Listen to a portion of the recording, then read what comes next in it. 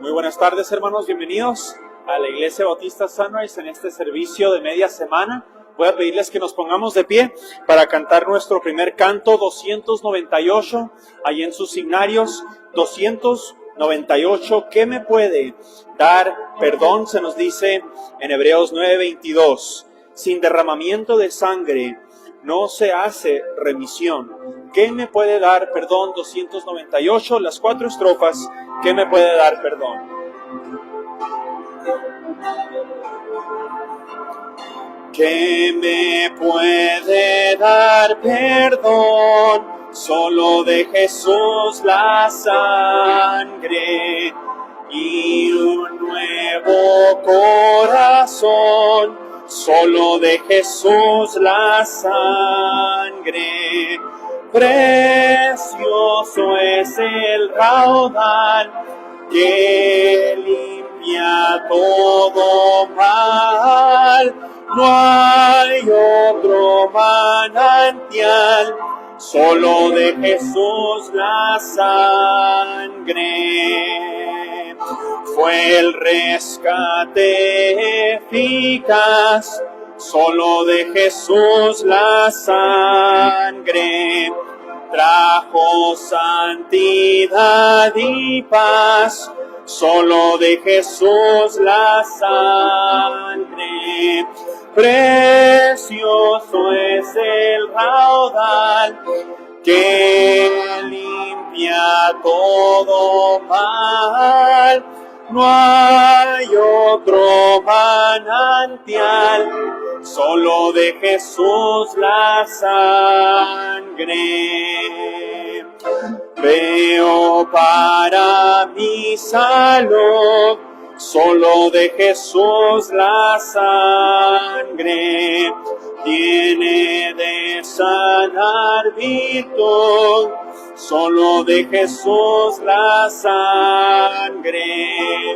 Precioso es el raudal, limpia todo mal. No hay otro manantial, solo de Jesús la sangre.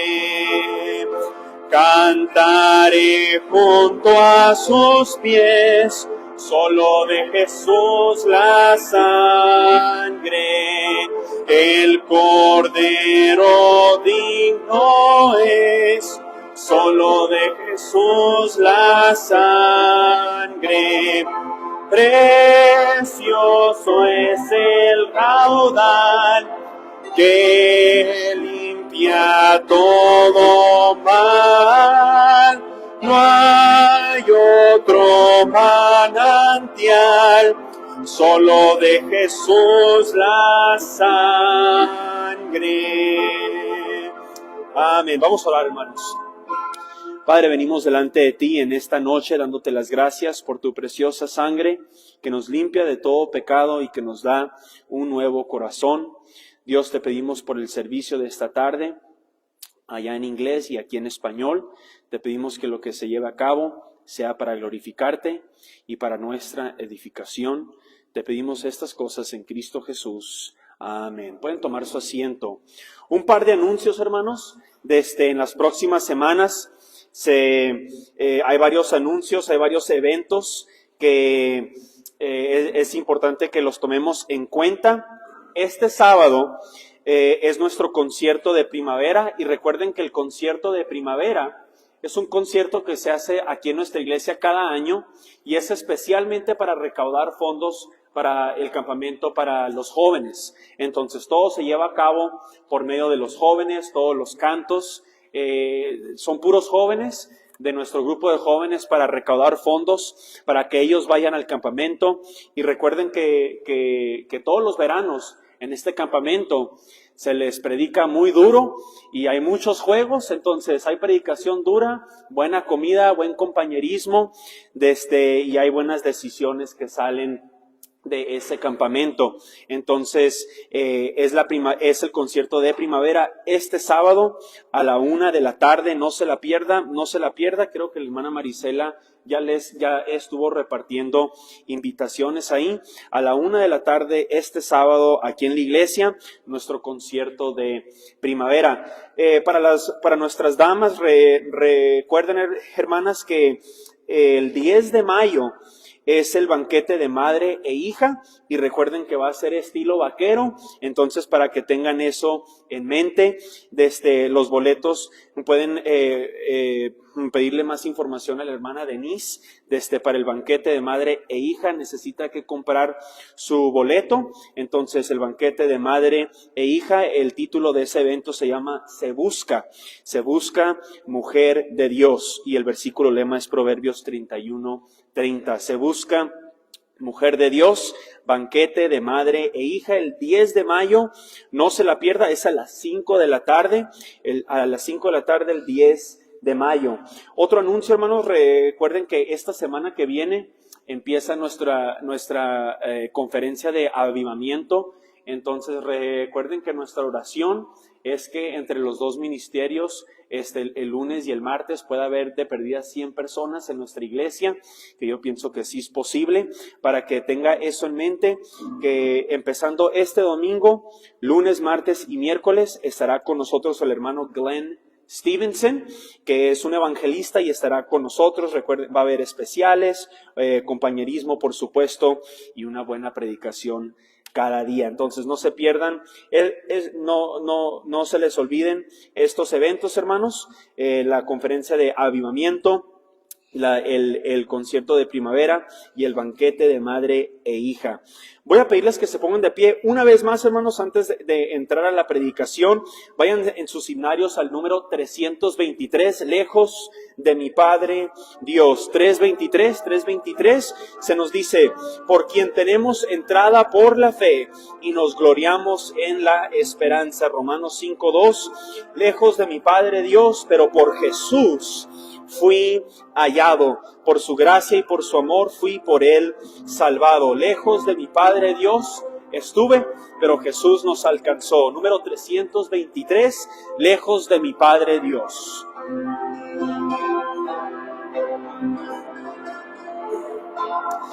Lejos de mi Padre Dios, por Jesús fui hallado.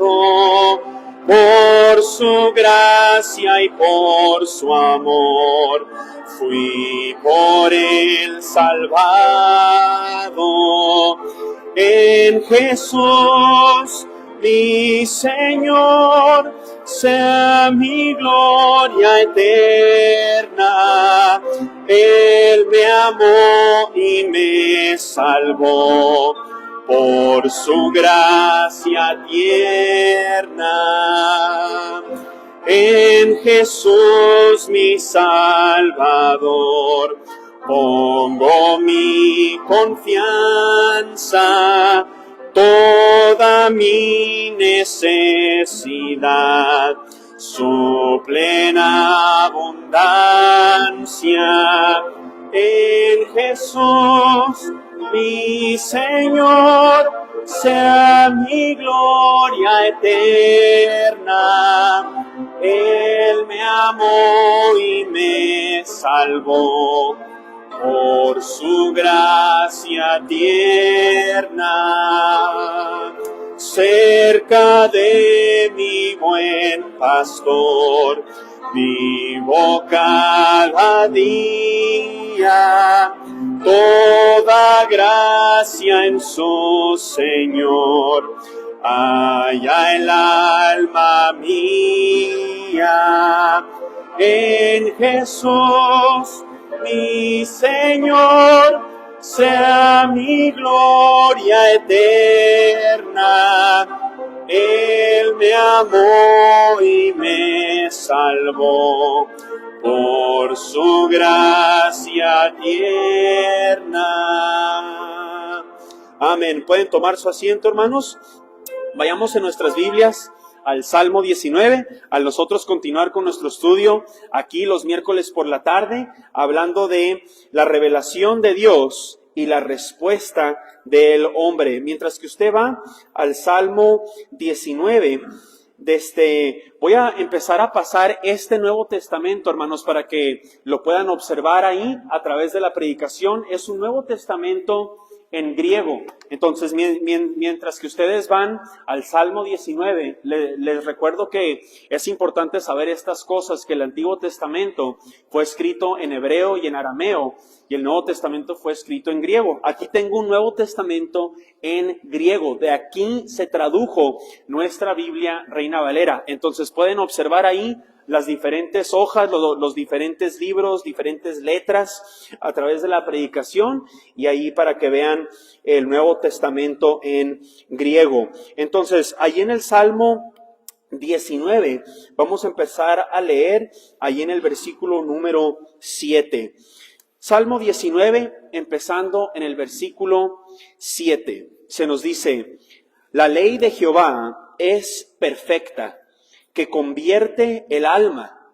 El testimonio de Jehová es fiel, que hace sabio al sencillo. Los mandamientos de Jehová son rectos, que alegran el corazón. El precepto de Jehová es puro, que alumbra los ojos. El temor de Jehová es limpio, que permanece para siempre. Los juicios de Jehová son verdad, todos justos. Y recuerden que nos estamos enfocando en la primera frase del versículo 7, la ley de Jehová es perfecta. Vamos a orar una vez más. Padre, venimos delante de ti en esta noche pidiéndote por ayuda al nosotros tratar de entender este texto. Te pedimos, Dios, que al nosotros estudiar esta serie del Salmo 19, que nosotros entendamos los temas de este salmo y sepamos cómo es que nos aplican a nuestras vidas. Te pedimos que uses estas diferentes verdades de este salmo para cambiarnos, para hacer una obra dentro de nuestros corazones. Dios, te necesitamos.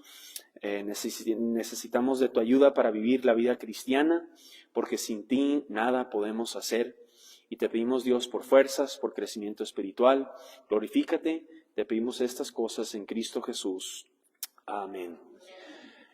Recuerden, hermanos, que en las semanas pasadas hemos estado estudiando acerca cómo exactamente es que la ley de Jehová es perfecta. Porque hemos estado leyendo de este salmo que la ley de Jehová es perfecta.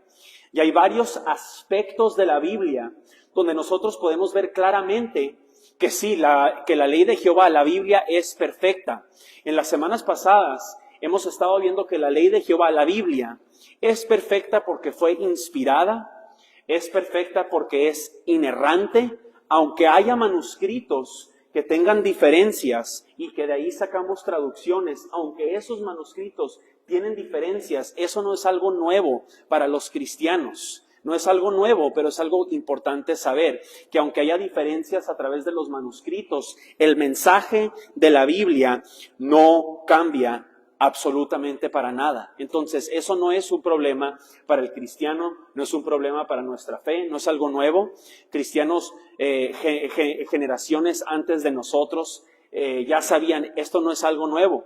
Y es importante saber estas cosas, pero la Biblia es inerrante, entonces la ley de Jehová es perfecta porque fue inspirada, porque es inerrante. La semana pasada veíamos que la ley de Jehová es perfecta porque fue canonizada por Dios. ¿Qué significa eso?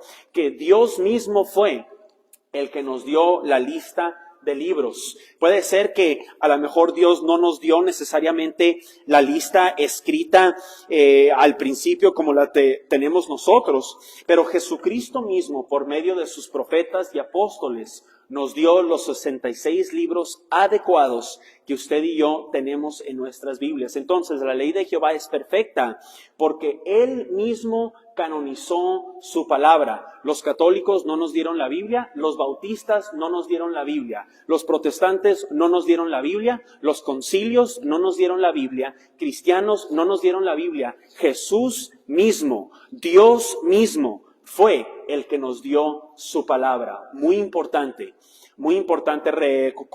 reconocer eso. Y la semana pasada nos fuimos un poco profundo hablando de la canonización de la Biblia, pero estamos viendo estos aspectos.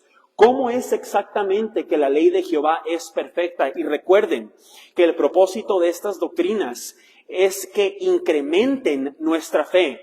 Y cuando nuestra fe y nuestra confianza, nuestra esperanza esté todavía más profunda y más arraigada en este libro, nuestra obediencia también va a estar arraigada. Porque ¿cómo es que puedo obedecer algo en lo que no confío? Recuerden que nuestra vida cristiana, nuestra fe va creciendo, nuestra fe se va poniendo con más raíces. Y recuerden que la raíz, estando más y más profunda la raíz, cuando vengan tormentas, el árbol no se va a caer. Muy, muy importante que estas doctrinas, que mi oración a través de estudiar estas doctrinas un poco profundas, es que nuestra confianza en la palabra de Dios crezca. Y como resultado, nuestra obediencia crezca. Dios no nomás quiere que sepamos cosas. Hay teólogos que no obedecen. Pero la meta no es nomás saber cosas. Es saber cosas y poner esas cosas en práctica. Que a través de nuestra confianza irse profundizando, nuestra obediencia en su palabra también crezca. Pero en esta tarde, específicamente vamos a hablar acerca de la preservación de la Biblia, la preservación de la Biblia. ¿Cómo es que Dios, a través de los siglos, Dios ha protegido su palabra? Ha habido guerras, entiendan que el cristianismo, en comparación al resto del mundo, pudiéramos decir que no somos la mayoría necesariamente. La mayoría de personas en el mundo no son cristianos, pero Dios es fiel. Y es un milagro el hecho de que el cristianismo sigue avanzando, porque Jesús prometió que Él iba a establecer su iglesia y que las puertas del Hades no prevalecerán contra ella. Es un milagro de Dios. Estamos en un movimiento divino. No necesariamente estoy hablando de la iglesia bautista, estoy hablando del cristianismo, la iglesia de Dios. Entonces, muy importante, hermanos, que estas doctrinas nos esfuercen, que nos den más confianza en Dios, más confianza en su palabra, para seguir confiando, seguirlo siguiendo a Dios. Entonces, la preservación de la Biblia, la ley de Jehová, el salmista nos dice, la ley de Jehová es perfecta. Y hemos estado viendo, por supuesto, varios aspectos de la perfección de la Biblia. Hoy en la noche, la preservación de la Biblia. ¿Qué significa cuando hablamos de la preservación de la Biblia? Entendamos que el hecho de que tenemos una Biblia en nuestras manos hoy en día es una de muchas profecías cumplidas de Dios. Ha habido muchísimas profecías en cuanto al Mesías, en cuanto a Jesucristo, en cuanto a la iglesia, pero recuerden que el hecho de que nosotros tenemos con nosotros la Biblia es una profecía cumplida. Entendamos que cuando el cristianismo empezó con Jesucristo mismo y sus apóstoles, el cristianismo empezó durante una cultura donde el cristianismo se supone fue contra toda lógica que el cristianismo avanzara. No había tecnología, no había Facebook para que el cristianismo avanzara a la velocidad que avanzó en el primer siglo, durante una cultura romana que odiaba, que entienda que en el libro de los Hechos, cuando la iglesia empezó durante un momento en la historia en donde avanzó a una velocidad exagerada por la gracia de Dios. Por la gracia de Dios. Entonces, es contra toda lógica que el cristianismo hubiera avanzado durante el tiempo que empezó. Pero vamos a ver, hermanos, exactamente, quiero que veamos dos verdades generales. Y obviamente estas verdades se van a ir desarrollando a través de la predicación.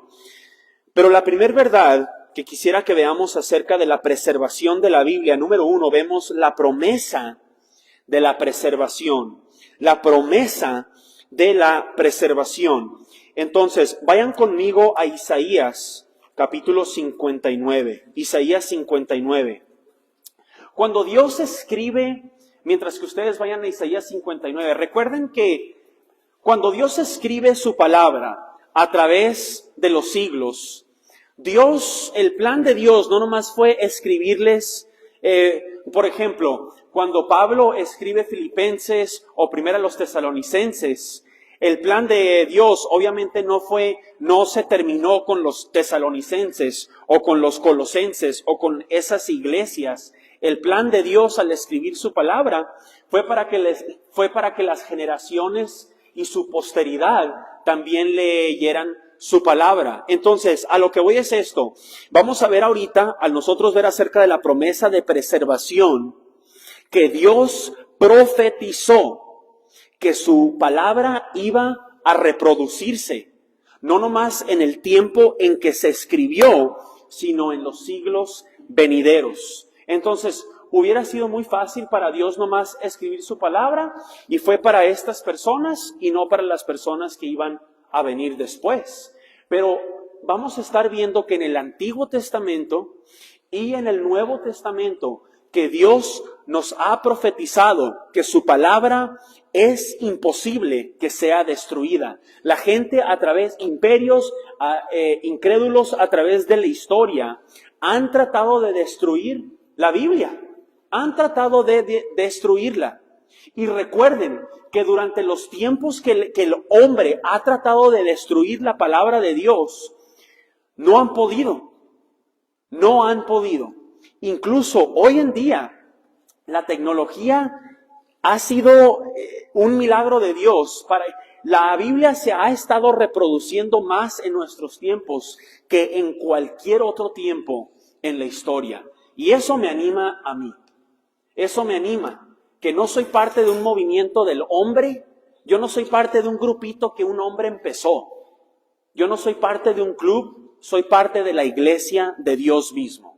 Y eso debiera ser algo de ánimo para nosotros, que al nosotros ser cristianos, al nosotros ser parte del pueblo de Dios, no somos parte de un club, no somos parte somos parte de la iglesia de Dios, si somos creyentes y somos de veras sus hijos. Pero veamos la primer profecía de que Dios iba a preservar, a cuidar, a guardar su palabra. Noten Isaías 59, el versículo 21. Dios dice, y este será mi pacto con ellos, dijo Jehová. El espíritu mío que está sobre ti, hablando de Isaías, y mis palabras que puse en tu boca, no faltarán de tu boca, ni de la boca de tus hijos, ni de la boca de los hijos de tus hijos, dijo Jehová, desde ahora y para siempre. Entonces, recuerden que en este texto, Dios le está asegurando al profeta Isaías que las palabras que Dios le está dando al profeta no nomás son para el pueblo de Israel, no nomás son para los hijos de Isaías, no nomás son para sus nietos, no nomás son para sus bisnietos, pero se profetiza que será para su posteridad desde ahora y para siempre. Entonces, aunque nosotros hemos visto a través de la historia el hombre tratar de destruir la palabra de Dios, vemos que esta profecía es cumplida, porque usted y yo tenemos el libro de Isaías aquí con nosotros. Que esto sea de ánimo para nosotros, que al nosotros tener una Biblia, estamos observando un milagro de Dios. Estamos observando una profecía cumplida de Dios frente a nosotros. Veamos otras profecías. Notemos Isaías capítulo 40.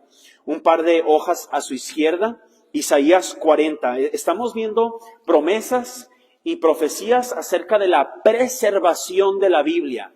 Entonces, no nomás que Dios escribió su palabra, sino que la guardó, la cuidó, la protegió, la preservó a través de los siglos para que su pueblo y para que el mundo tenga su palabra, no nomás cuando se escribió, sino que Dios protegió su palabra a través de los siglos venideros. Eso significa la preservación de la Biblia, la doctrina de la preservación, que Dios cuidó, Dios protegió, Dios guió su palabra a través de los siglos para nosotros tenerla hoy en día. Noten Isaías 40 y en el versículo 8 se nos dice: sécase la hierba, marchítase la flor, mas la palabra del Dios nuestro permanece para siempre. Entonces vemos aquí en este versículo otra profecía en donde la Biblia nos asegura que la flor se va a secar, que la flor se marchita, la hierba se seca. Pero noten que, es decir, todo lo terrenal va a terminar, pero la palabra del Dios nuestro permanecerá para siempre. Entonces vemos aquí otra ocasión donde Dios nos promete que su palabra va a permanecer para siempre. Y recuerden que al nosotros ver estos versículos, estamos viendo una profecía cumplida frente a nosotros. Ahora, esos son algunos textos del Antiguo Testamento. Quiero que veamos ahora Primera de Pedro. Vamos al Nuevo Testamento, Primera de Pedro. Y se van a dar cuenta que Primera de Pedro nos va a afirmar lo que Isaías nos acaba de decir en Isaías 40. Estamos viendo promesas de la preservación, profecías de que Dios sí va a guardar su palabra. Noten Primera de Pedro capítulo 1 y empezando en el versículo número 23. La promesa de la preservación, la doctrina de la preservación. La ley de Jehová es perfecta porque fue y es preservada. Primera de Pedro capítulo 1, notemos el versículo 23. Primera de Pedro 1 y empezando en el 23, se nos dice: siendo renacidos, no de simiente corruptible, sino de incorruptible, por la palabra de Dios, que vive y permanece para siempre. Porque toda carne es como hierba, y toda la gloria del hombre como la flor de la hierba. La hierba se seca, y la flor se cae, mas la palabra del Señor permanece para siempre, y esta es la palabra que por el Evangelio os ha sido anunciada. ¿Qué estaba escribiendo Pedro ahí? No sé si se dieron cuenta. Pedro nos acaba de afirmar exactamente lo que Isaías había escrito cientos de años antes. Pedro nunca ha visto a Isaías en su vida, pero Pedro, por medio del Espíritu Santo, dice exactamente lo mismo que Isaías dijo cientos de años antes. Entonces vemos no nomás en el Antiguo Testamento, vemos en el Nuevo Testamento la promesa de que Dios va a preservar su palabra. Entonces, y hay otros pasajes, en estos pasajes, hermanos, son versículos, yo diría claros, son versículos claros acerca de la preservación de la Biblia. Pero hay otros versículos en donde se nos mencionan de una manera más indirecta, que también nos enseñan acerca de la preservación de la Biblia. Vayamos a algunas implicaciones de la preservación. Vayamos a Mateo capítulo número 4. Mateo 4. Mucha Biblia en esta noche, hermanos. Mateo 4. Vamos a ver un pasaje, algunos pasajes en donde vemos la doctrina de la preservación de una manera más indirecta. Ahorita vimos algunos pasajes más directos, hablando de que todo va a caer, pero la palabra de Dios no. Todo se cae, la flor se cae, el orgullo del hombre se cae, que toda la carne es como la flor, se cae, pero la palabra del Dios nuestro permanece para siempre. Pasajes directos, pero vamos a ver algunos pasajes indirectos que también nos enseñan acerca de la preservación de la Biblia. Noten Mateo 4 y en el versículo número 4. Se nos dice: Él respondió y dijo, escrito está, no solo de pan vivirá el hombre, sino de ¿qué? Toda palabra que sale de la boca de Dios. Entonces, este pasaje no necesariamente directamente nos habla acerca de la preservación, pero sí implica la preservación. Porque ¿cómo puede vivir todo el hombre por medio de la boca de Dios si la Biblia no es preservada? Entonces, este versículo implica que la Biblia tiene que ser preservada, tiene que ser guardada. Entonces, la Biblia no nomás fue algo escrito para los de aquel entonces, fue algo que Dios protegió para usted y para mí. La Biblia es un libro personal para usted y para mí. Muchas veces pensamos que Dios no es un Dios personal. Dios no sabe lo que yo siento. Dios no sabe lo que yo pienso. Pero que no se nos olvide que Dios, que al nosotros examinar la preservación de la Biblia, examinar cómo es que Dios a través de los siglos ha dirigido su palabra hacia mí, que veamos el amor de Dios que Él tiene para mí y para usted. Que no merecemos una Biblia, pero Dios se nos ha manifestado. Y Dios ha preservado su palabra. Notemos otro versículo en donde se nos implica la doctrina de la preservación. Vayamos a 2 de Timoteo. Un par de ejercicios aquí para que conozcamos nuestra Biblia bien. 2 de Timoteo, capítulo número 2. 2 de Timoteo 2, para que no se me duerman, vamos a ver diferentes pasajes para que estemos despiertos. Entonces ahorita vamos a ir a Levítico, ahorita vamos a ir a Apocalipsis, a todo el libro de la Biblia, a ver si hay chance. Pero no, algunos pasajes para mantenernos un poco alertas ahí. 2 de Timoteo, capítulo 2, versículo 2. Se nos dice: lo que has oído de mí ante muchos testigos, esto encarga a hombres fieles que sean idóneos para enseñar también a otros. ¿Qué está enseñando Pablo en este pasaje? Está enseñando acerca que dentro de la iglesia, una de las metas de la iglesia es enseñarles a los discípulos de Jesús, para que entonces esos discípulos de Jesús le enseñen a otros discípulos de Jesús y que esos discípulos de Jesús, etcétera. Así se va a ir reproduciendo el cristianismo. Recuerden que la meta de una iglesia, una de varias metas, es el evangelismo, el discipulado, hacer discípulos de todas las naciones. Entonces, esto implica que la Biblia tiene que ser preservada. Estamos hablando acerca de la preservación de la Biblia, que Dios ha guardado su palabra. Entonces, si yo les llegara a preguntar, ¿Qué significa? ¿De qué se trata? La doctrina de la preservación. Se trata del hecho de que Dios ha cuidado y ha guardado su palabra a través de los siglos y me ha llegado a mí perfectamente, porque la ley de Jehová es perfecta. La Biblia no nomás fue para los griegos, ahorita están viendo ahí un Nuevo Testamento en griego. La Biblia no nomás fue para los griegos, no nomás fue para los hebreos, fue para todo el mundo y Dios ha preservado su palabra. Entonces, de eso se trata la promesa y la doctrina de la preservación. Número 2, en esta tarde, hermanos, quiero que veamos un poco de la historia, un poco más práctico. Quiero que tomemos algunos minutos para observar a través de la historia. Es interesante y maravilloso que podemos nosotros ver cómo es exactamente que la Biblia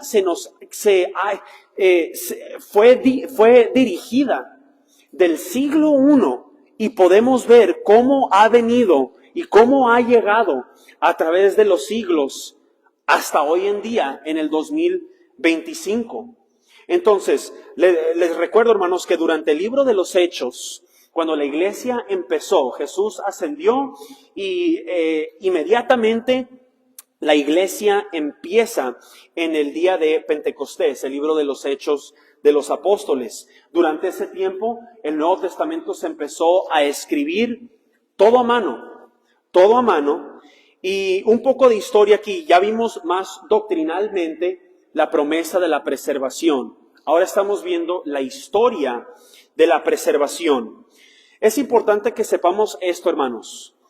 Desde el primer siglo, entonces, cuando la Biblia se completó, se finalizó, en el primer siglo, hasta el año 1400, cualquier copia de la Biblia tuvo que ser completamente a mano. Recuerden, no había textos, no había computadoras, no había ni siquiera la imprenta. Ahorita vamos a hablar acerca de la tecnología de la imprenta. Pero si las iglesias, recuerden que desde el primer siglo hasta el año 1400, son 1400 años del cristianismo. Si usted quería una copia de la Biblia, no existían Biblias en un Dollar Tree, no existían Biblias en la tienda del dólar. Si usted quería una Biblia, tenía que agarrar la Biblia de alguien más y ponerse a escribir. Entonces, qué bendición que ahora no se tiene que poner a escribir ahí el libro de Juan, se ocupa el libro de Juan, y que si se equivoca, tiene que volver a empezar, se va a volver a equivocar. Entonces, bueno, ya por fin terminé el libro de Juan. Ay, faltan 65 libros más. Eso fue la historia de 1400 años de la iglesia. 1400 años del cristianismo. Si usted quería una Biblia, a ponerse a escribir. Pero ¿por qué digo hasta el año 1400? Porque en el año 1440 se inventó en aquel tiempo una tecnología que el mundo nunca había visto en cuanto a la literatura. Se inventó en el año 1440 un aparato que se llama la imprenta. Hagan de cuenta un tipo, pues no impresora, eso es algo eléctrico. Pero la imprenta, por la primera vez en la historia, uno podía agarrar algo que ya una escritura, y por la primera vez, en vez de sacarle una copia al yo escribirlo, se hacía más o menos algo así, y se copiaba todo en segundos. Ok, la siguiente hoja. Ok, la siguiente hoja. Y por la primera vez en la historia, uno no tuvo que ponerse a escribir. Entonces, esta tecnología en el año 1400 empezó un avivamiento a través de Europa, y ese avivamiento se esparció a través de toda Europa y se vino incluso hasta el Nuevo Mundo. No había Estados Unidos, por supuesto, se vino hasta el Nuevo Mundo. Hubo avivamientos en Europa, en España, en Inglaterra. Hubo un tiempo que Inglaterra tuvo un periodo de prosperidad, que el mundo, la nación de Inglaterra fue por un tiempo un país muy cristiano, que admiraba la Biblia, mucha historia cristiana a través de Europa, que se vino al Nuevo Mundo. Entonces, por eso es que les digo que del año 1 hasta el año 1400 todo fue a mano, pero en el año 1400 se inventa la imprenta y empezó una reproducción de la Biblia a una velocidad que el mundo nunca había visto. ¿Y qué sucedió a través de esta tecnología? Avivamiento.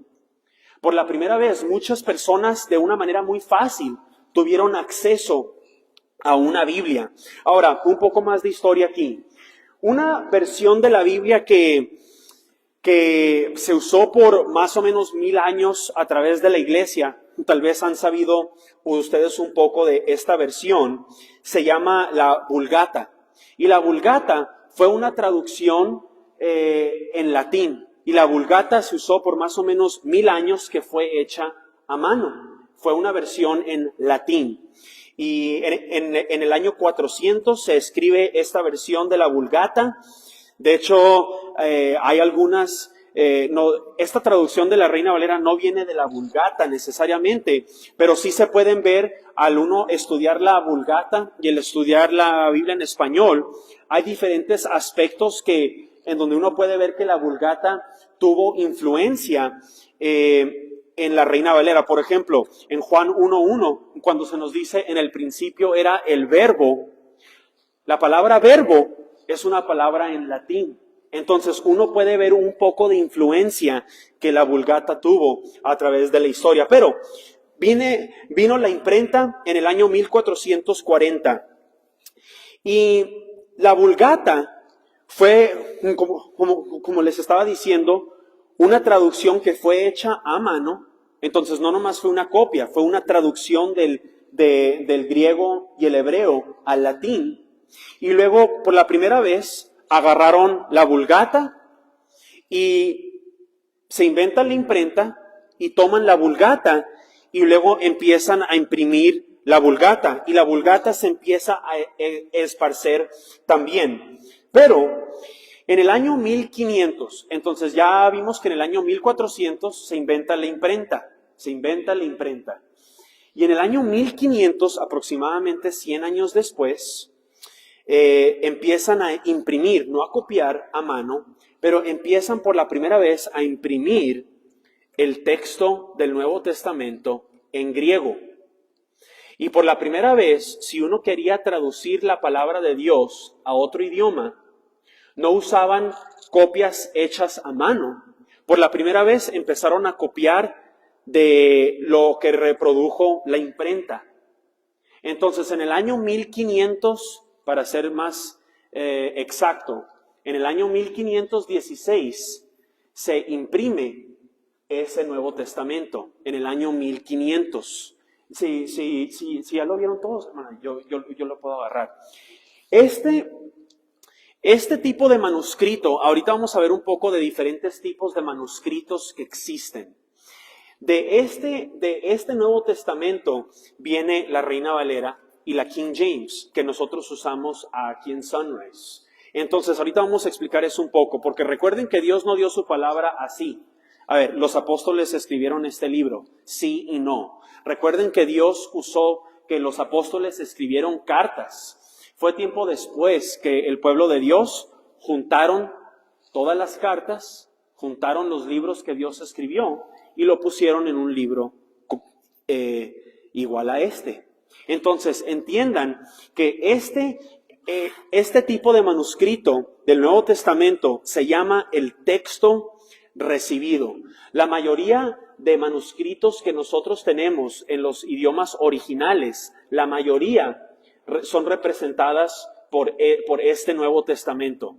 Ahorita voy a explicarles eso con un poco más de profundidad. Pero veamos que este texto recibido se vino al pueblo en 1516. Ok, ahora hasta este punto hemos estado hablando del griego, de la Vulgata, el latín y el español. ¿Qué? Estamos hablando de la historia de la preservación. ¿Cómo es que la Biblia vino de los idiomas originales al nosotros tener acceso a la Reina Valera 1960, que es la que usamos aquí? Entonces, en el año 1540, había un hombre llamado Francisco de Encinas, 1542. Y durante este tiempo del 1500, 1400, había un avivamiento que les estaba diciendo en Europa y que se vino para el Nuevo Mundo. Un avivamiento en el mundo global. Durante este tiempo que se empezó a reproducir la palabra de Dios, traducciones, el evangelio fue esparcido, iglesias empezando, gente siendo salva. Entonces, durante este tiempo, en 1540, este tal Francisco de Encinas traduce el Nuevo Testamento solamente, el Nuevo Testamento al español. Entonces, para la gente que hablaba español, en el año 1540, nada más había, pudiéramos decir básicamente, había acceso nada más al Nuevo Testamento. Pero, esto sí les va a gustar, especialmente allá los Pérez. Había un hombre llamado Juan Pérez. En 1557 está aquí con nosotros. No, obviamente no es el mismo Juan Pérez, pero hay un tal Juan Pérez que existió en el año 1557, nos tradujo otro Nuevo Testamento del griego al español. Pero eventualmente, a través de producir diferentes versiones de la Biblia, tratando de buscar y reproducir lo mejor posible, luego entra a la escena un hombre llamado Casiodoro de Reina. Casiodoro de Reina. Y en el año 1569, por la primera vez en la historia, la Biblia completada en español, de Génesis a Apocalipsis, Dios le dio su palabra a la gente que habla en español en 1569. Es la primera vez que el pueblo hispanohablante tenía acceso a la palabra de Dios. Y ese hombre que tradujo la Biblia se apellidaba Reina. Entonces la Biblia que existía no era Reina Valera, era nada más Reina. Ahorita vamos a explicar de dónde viene Valera. Pero un hombre llamado Casiodoro de Reina, que era un monje, de hecho estaba huyendo de la Inquisición, porque él estaba tratando de reproducir la palabra de Dios. Entiendan que durante este tiempo que hay un avivamiento del cristianismo, era ilegal traducir Biblias. Qué interesante, hablando de la preservación de la Biblia. Era ilegal, contra la ley, reproducir Biblias. Pero Dios usa a este hombre Casiodoro de Reina para traducir, no importando qué es lo que la ley dice. Voy a seguir la voluntad de Dios en traducir la palabra de Dios. Y este hombre Reina traduce la palabra de Dios al español, que también se llamaba la Biblia del Oso. Uno hoy en día puede comprar todavía la Biblia del Oso. Está muy cara porque pues no se usa de la misma forma que se usaba en el año 1500. Es un español estilo, hasta creo que el español está más viejo que el de Don Quijote. O sea, un español muy, muy elegante, un español más profundo para mí. Pero un español muy elocuente, obviamente, en el año 1569, que uno pudiera comprarla y la puede leer. Ok, ¿de dónde viene el nombre Valera? ¿Por qué usamos la Reina Valera? Pero un par de décadas después, en el año 1602, entra a la escena un hombre llamado Cipriano de Valera. Y si alguien tiene el nombre de Casiodoro y Cipriano, más les vale ser traductores de la Biblia, porque con un nombre así, ojalá que hagan algo en cuanto al griego. He pensado, no sé, a lo mejor un día hablamos mi esposa y yo, el primer hijo que Dios nos dé, a lo mejor les llamo Casiodoro y Cipriano. ¿Qué les parece? Casiodoro y Cipriano. Pero Casiodoro de Reina y Cipriano, o más bien, Cipriano de Valera, este otro monje que existía durante ese tiempo, Cipriano de Valera toma lo que Reina había traducido y hace una revisión, y por la primera vez en el año 1602, ahora la versión que Valera hizo fue llamada la versión Reina Valera. Entonces, la primera Biblia en español, 1569. La segunda Biblia en español, la 1602. Y a esa, que también se llama la Biblia del Cántaro. Y lo interesante es que la razón por que se llamaba la Biblia del Cántaro era porque Valera dijo que él estaba nada más regando la semilla que Reina había plantado. ¡Qué colaboración divina! O sea, por la gracia de Dios. Y de hecho, en 1569, creo que en la pasta, no estoy muy seguro, pero en la pasta decía Isaías 40, versículo 8. La palabra del Dios nuestro permanece para siempre. Los traductores de nuestra Biblia en español vivían durante un tiempo, nos tradujeron la palabra de Dios durante un tiempo que era ilegal. No vivían en un tiempo donde había necesariamente paz, pero sí existía un avivamiento del cristianismo durante tiempos de persecución. Entiendan que durante la persecución de la Inquisición fue cuando se nos tradujo la palabra de Dios a nuestro idioma. Entonces se llamaba la primera Biblia, Biblia del Oso. La segunda, Biblia del Cántaro, o como la conocemos nosotros, la versión Reina Valera. Entonces, de hecho, el hermano Joe me regaló una Biblia de 1602.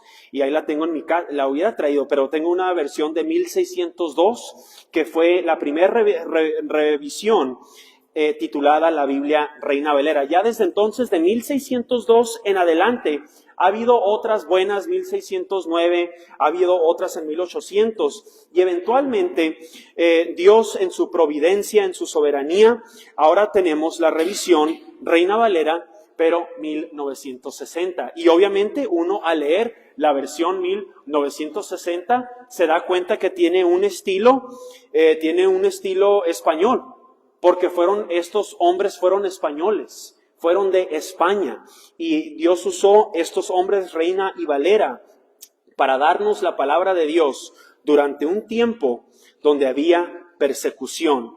Pero por eso se llama la versión Reina Valera. Entonces, si alguien les pregunta por qué se llama Reina Valera, de perdida supiéramos, es importante que sepamos. Se llama Reina Valera porque esos son los nombres de los traductores. Algo así de básico, muy importante saber, que por qué Reina Valera. Yo por muchos años pensé que era una mujer, no es una reina, es un apellido. Cipriano de Valera y Casiodoro de Reina, hombres que Dios usó para darnos la palabra de Dios en español. Pero hemos visto, hermanos, que la ley de Jehová es perfecta. En esta serie hemos visto que la ley de Jehová es perfecta porque fue inspirada por Dios, porque es inerrante, porque fue canonizada por Dios, y ahora en esta noche vimos que la ley de Jehová es perfecta porque ha sido preservada. No nomás los pensamientos, sino las mismas palabras que Dios quiere que usted y yo sepamos. Dios nos ha preservado su palabra para nosotros seguirle conociendo a nuestro Salvador. La promesa de la preservación y la historia de la preservación. Que Dios use estas doctrinas para que nuestra fe crezca. Y el resultado de nuestra fe crecer, nuestra obediencia también crezca. Vamos a orar. Padre, gracias por la oportunidad que hemos tenido en esta noche, Dios, para estudiar tu palabra. Y también al ver tu palabra en acción a través de la historia. Tú has profetizado, has prometido que tú ibas a preservar tu palabra. Y vimos un poco de la historia de exactamente cómo se llevó a cabo eso. Dios, te pedimos que al nosotros tener la bendición de tu palabra, que nos des las fuerzas y la disciplina para leerla, para obedecerla. Necesitamos de la llenura de tu Espíritu, porque sin ti nada podemos hacer. Te pedimos, Dios, que uses estas doctrinas un poco profundas pero úsalas para que nuestra fe crezca en ti, para que nuestra confianza, nuestra seguridad, nuestra certeza en este libro crezca y como resultado nuestra obediencia también crezca. Usa estas verdades en mi vida, usa estas verdades en la vida de tu iglesia. Te pedimos estas cosas en Cristo Jesús.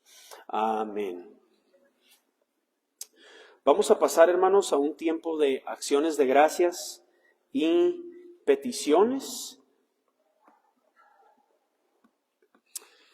Una petición o una acción de gracias, algo que Dios ha hecho en su vida, no sé, en esta semana. Hermana Isaura. Amén.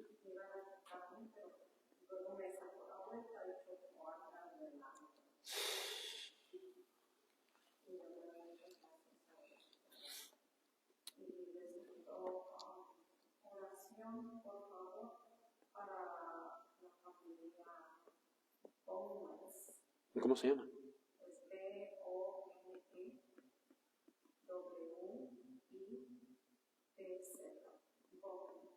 Bonwitz.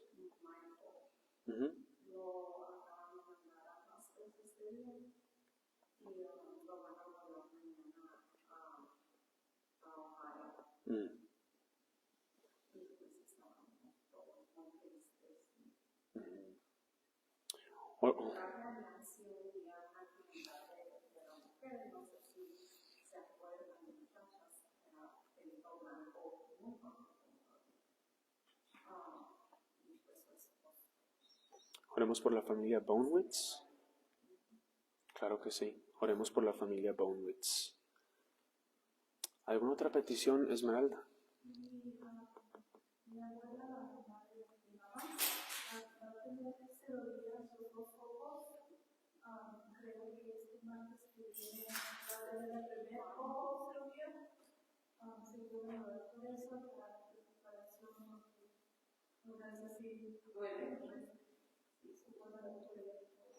¿Ella cómo se llama? Catarina. Catarina. Hermano Ramsés.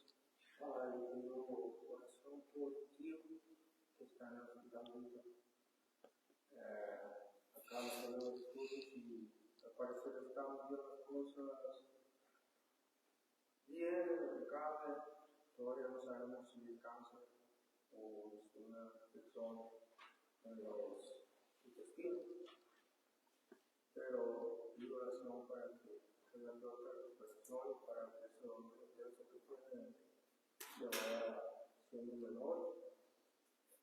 Y pues también pido oración por el primo Enrique Velázquez, para que pueda componerse su vida. Ahora tuve un atentado con él y llegó hasta un físico. Para agarrarlas al golpe, si no fue un buen testimonio que dio. Pero pues también pienso que tenía que defenderme, porque estaba en riesgo mi salud. Pero pido por él para que pueda encontrar la paz. Para mí, que la otra, que yo pueda saber vivir el problema, porque aunque lo gané, siento que perdí. ¿Él es salvo, hermano, o no? No, él está muy alejado.